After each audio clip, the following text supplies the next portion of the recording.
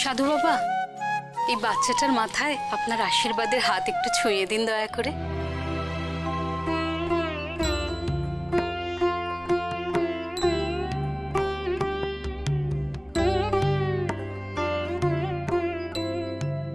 গুরুদেব, সবাই আমাদের কাছে কেন আসছে গো? সবাই আমাদের সাধুর বেশ থেকে আশীর্বাদ চাইতে আসছে, দেখছিস না?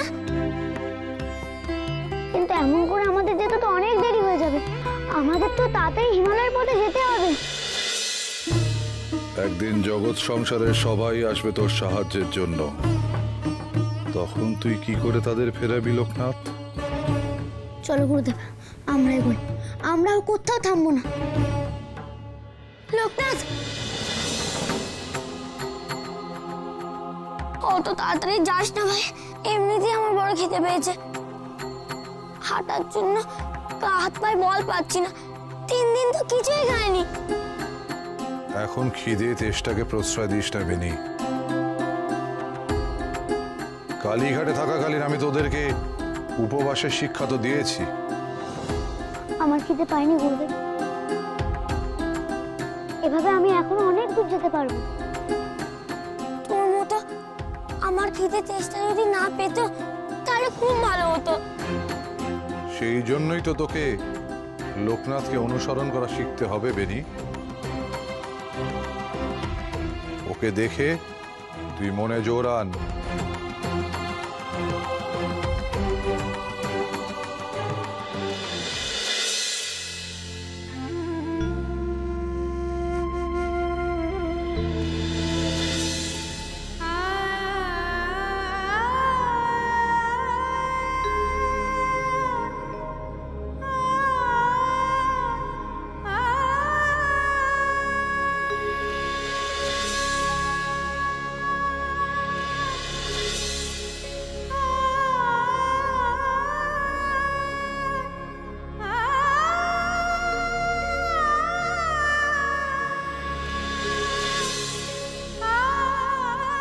কমলা মা,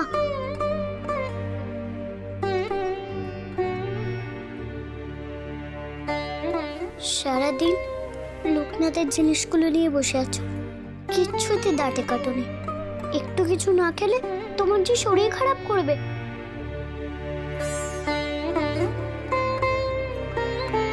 লোকনাথকে ফিরে পেয়ে আমি যে সবকিছু ভুলে গেছিলাম রে সন্ধ্যা। ভুলেই গিয়েছিলাম আমার সংসারে কত অভাব। কেঁদো না, তুমি কাঁদলে যে তোমার চোখের জল লোকনাথকে কষ্ট দেবে। তাই তো, তুই একদম ঠিক বলেছিস রে সন্ধ্যা। না না, আমি আর একদম কাঁদবো না। আমি চাই না যে আমার এই চোখের জল লোকনাথের সাধনার পথে বাধা হয়ে দাঁড়া।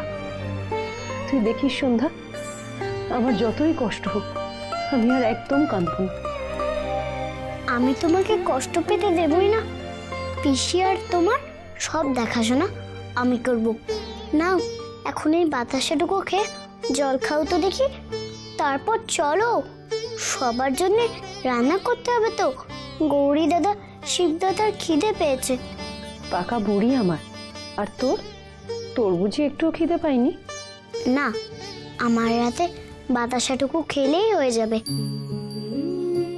আমি আর কখনো রাতে ভাত খেতে চাইবো না, লাল শাড়িও পরতে চাইবো না। জানি রে মা, এই সমস্ত নিয়ম কানুন মানতে তোর বড্ড কষ্ট হয়। সব অভ্যেস হয়ে যাবে। দেখো, আমি কষ্ট পেলে যে লোকনাথও কষ্ট পাবে, তাই আমি তোমার মতো কষ্ট ভুলে থাকার চেষ্টা করব।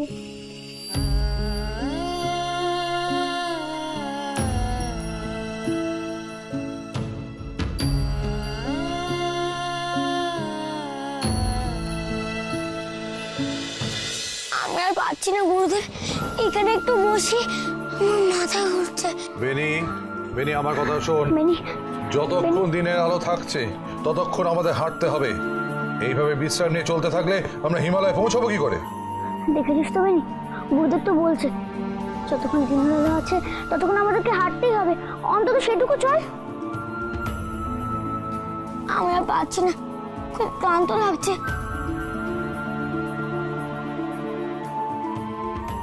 আপনাদের দেখে বড় ক্লান্ত বলে মনে হচ্ছে সাধু বাবা।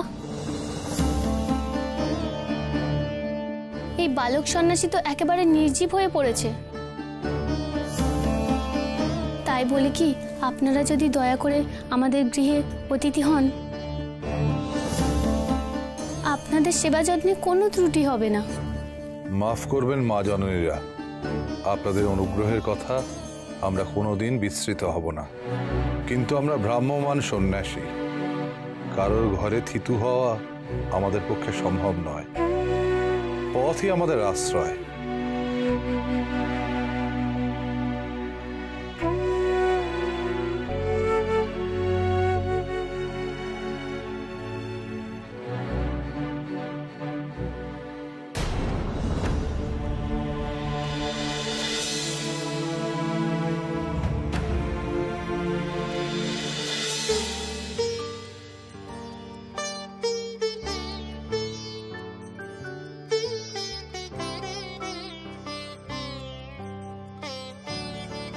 এই দেখ বাপ, কত কিছু এনেছি তোর জন্য, নে খেয়ে ফেলবি কি নে? আমার বড্ড ঘুম পাচ্ছে। ওমা, সে কি কথা? হ্যাঁ, আয় আয় আয় আয়, শুয়ে পড় আমার কোলে।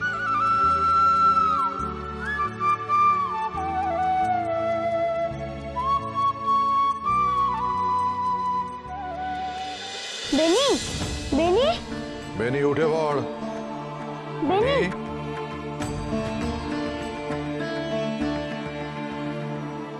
ও মা চলে গেছে। মা কোথায় তোর মা? কেন মা আসেনি? আমাকে নাড়ু মিষ্টি খাওয়াতে এসেছিল তো।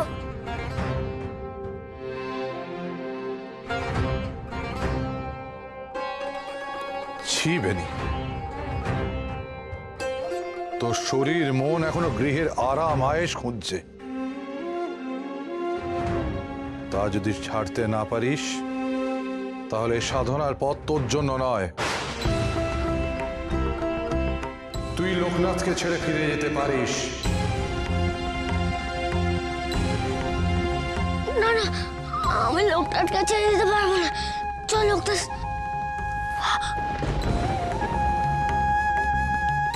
গুরুদেব, তুমি বেনি আমার পরীক্ষা নিচ্ছ কেন বলো তো? ও একটু বিশ্রাম নিলে কি হবে? আমি না ওর জন্য অপেক্ষা করছি। পরীক্ষা বেনির নয়, তোর।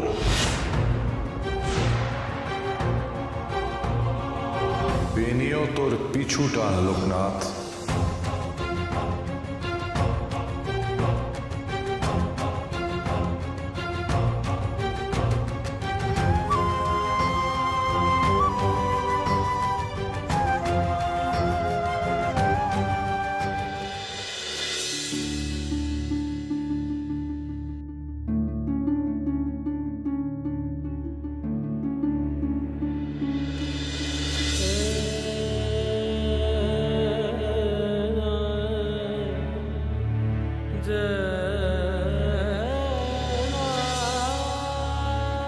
সাবিত্রী, তোমার চোখের জল তার পিছুটান তৈরি করবে। তুমি এভাবে কেঁদো না।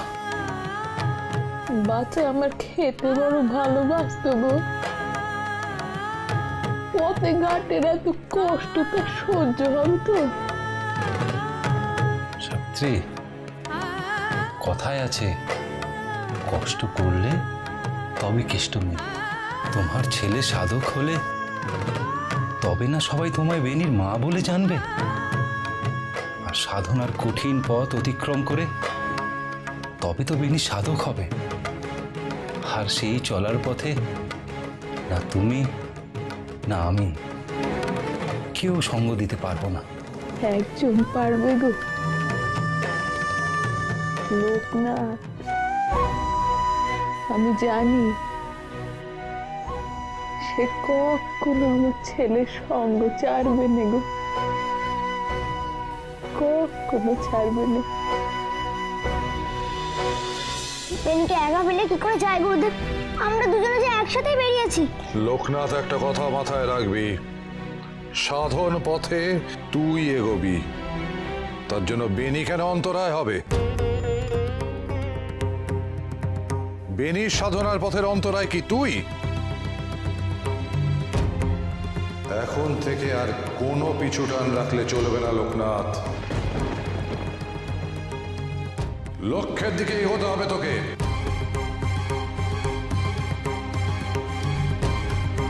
পিছু টান রাখলে সাধনা হয় না। তোরা কি ভুলে গেছিস মহাভারতে যুধিষ্ঠিরের মহাপ্রস্থানের কথা? তার লক্ষ্য ছিল স্বর্গারোহণ। তার লক্ষ্যে অবিচল থাকার জন্য তিনি তার পিছনে পড়ে যাওয়া ভাইদের দিকে ফিরেও তাকাননি লোকনাথ।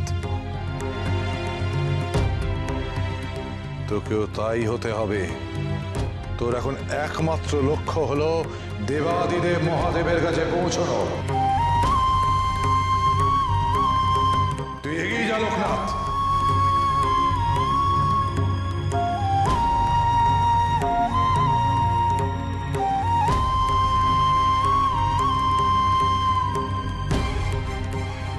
আমি যাবো লোকনাথ।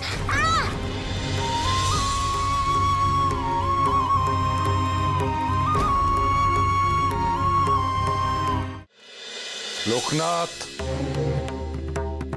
আমি তোকে শেষবারের মতো বলছি, তোর পথ সামনে।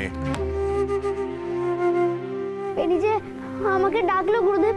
খবরদার লোকনাথ, একদম মুখে মুখে তর্ক করবি না। কেন তুই পিছু ভিচ্ছিস? নিজেকে যে বড় স্বার্থপর মনে হচ্ছে গো গুরুদেব। তুই কি তোর মুক্তির জন্য হিমালয় যাচ্ছিস?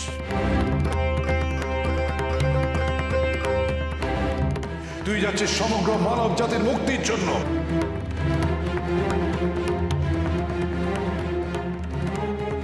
একজন বেনির কথা ভেবে কোটি কোটি বেনির মুক্তির পথ আটকাতে যাইছিস তুই।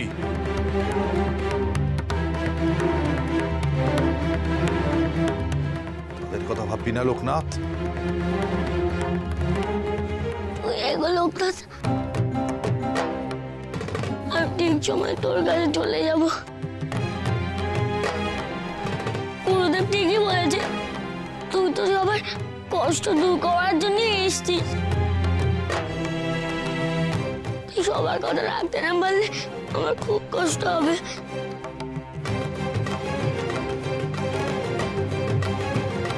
কিন্তু তুই, আমরা তোকে দেখে মনে জোর পাই লোকনাথ।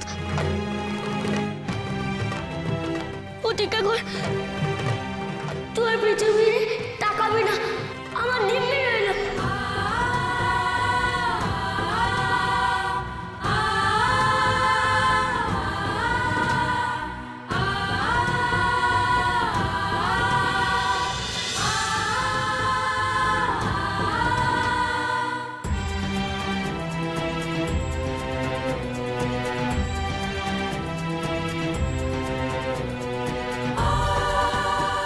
চা লোকনাথ, চা।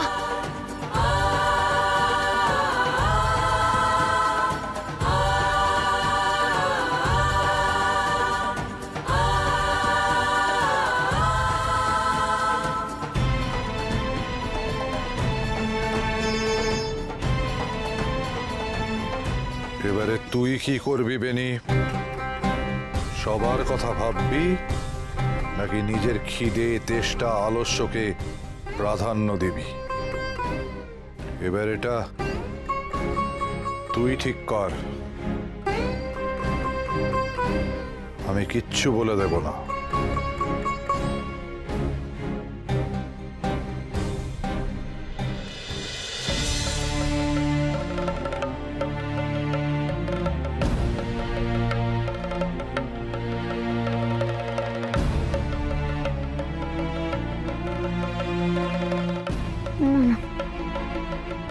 আমি যে সবাইকে কথা দিয়েছি মহাদেব, সবার দুঃখ কষ্ট দূর করার উপায় আমি তোমার কাছ থেকে জানবো। না, আমি কিছুতেই ফিরে যাব না। কিছুতেই না। আমি তোর কথা রাখবো রে ভাই বেনি, আমি তোর কথা রাখবো। যেমন করে হোক আমি আমার লক্ষ্যে পৌঁছবই।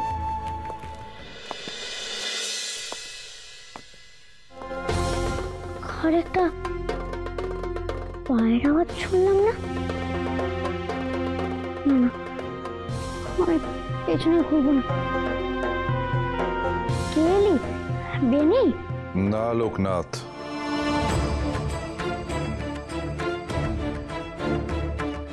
আমি।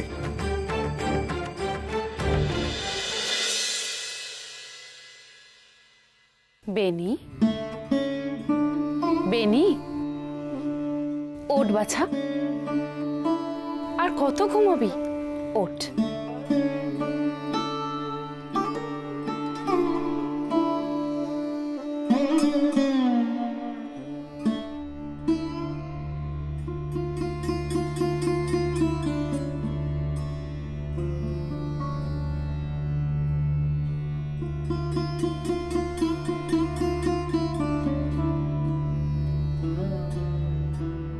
আহারে, এই ক্লান্ত শরীরে ঘুমিয়ে পড়েছিলিস বুঝি? আচ্ছা বাছা, বলতো এটা কি শোয়ার জায়গা? তোমরা এখানে কি করে এলে? তোর মায়ের তো মায়ার শরীর, তাই তোর কাছে ছুটে এলো। তুমি আমার জন্য এসছো? তোর কষ্ট যে আমি আর সইতে পারছি না বাছা। খিদে ক্লান্তিতে তুই কাতর হয়ে পড়েছিস, তাই তো তোর জন্য অন্নভোগ নিয়ে এসেছি।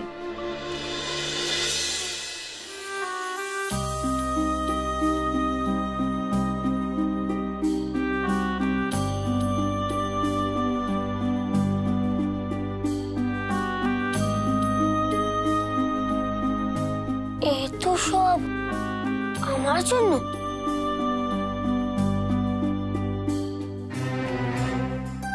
এই নরম বিছানায় আমি ঘুমাবো? দেখে তো মনে হচ্ছে তুলোর মতো নরম বালিশ। আয় খেয়ে নে বাছা, তারপর ওই বিছানায় গিয়ে যত পারিস তত ঘুমাস। দাঁড়াও বেনি, এই আহার করার আগে আমার একটা কথা আছে। কি কথা? কথাটা হচ্ছে যে তোর সামনে এখন দুটো পথ খোলা আছে। হয় এই আরাম আয়েশের জীবন, নয়তো লোকনাথের সাথে দুর্গম থেকে দুর্গমতম পথে যাত্রা করে হিমালয়ে গিয়ে সাধনা করা। প্রথমটা পেতে গেলে লোকনাথকে চিরকালের মতো ছাড়তে হবে। কোনোদিনও আর সাধক হতে পারবি না। না, আমি লোকনাথকে যেতে পারবো না। আমি সাধু করবো, ওর সঙ্গে যাবো।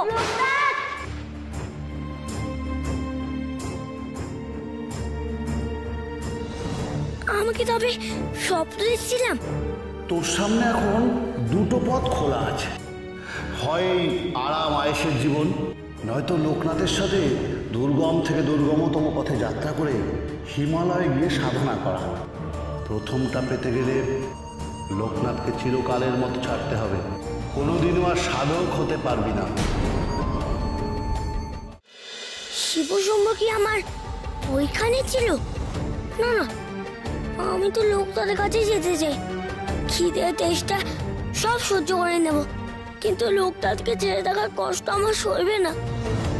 লোকনাথ, তুই কোথায়? আমাকে নিয়ে চল ভাই। আমাকে লোকনাথের কাছে যেতেই হবে। আমি যেন ওকে খুঁজে পেয়ে যাই। তখন তুমি কিছু উপায় করো।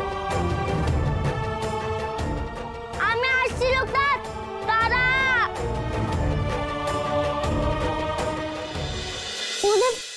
তুমি চল, থামলি কেন? তুমি বেনিকে ফেলে রেখে চলে এলে? কারণ তোর সাধনা মহাযোগী হওয়ার, আর আমার সাধনা তুই। তুই পৌঁছবি সাধনার উচ্চতম মার্গে, আর তোকে সেখানে পৌঁছে দিয়ে আমি আমার সাধনায় সিদ্ধি লাভ করব। আর আর বেনি? আমি আর বেনি দুজনেই তোকে অনুসরণ করব। বিধাতা এই বিধিলিপি লিখেছেন, তোকে তাই আমাদের নিয়ে ভাবতে হবে না। তুই তোর কাজ কর। বেনির ভবিষ্যৎ কি হবে সেটা বেনি নিজেই স্থির করবে। এ কি করে হয় গুরুদেব? তুমি তো বলেছিলে আমি আর বেনি নাকি হরিহর আত্মা। এই অবস্থায় যদি আমি ওকে ওখানে ফেলে রেখে আসি তাহলে ওর সিদ্ধি লাভ হবে কি করে গুরুদেব? আমি যদি চলে যাই তাহলে তো পথেই পড়ে থাকবে।